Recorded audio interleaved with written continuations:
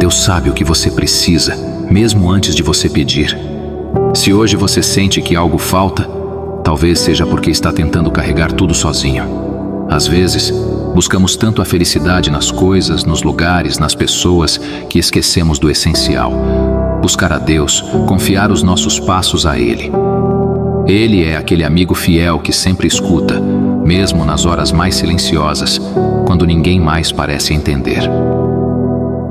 Você já tentou entregar suas preocupações a Ele, em vez de tentar resolver tudo com as próprias mãos? Então, é só confiar nele. Hoje, dê o primeiro passo.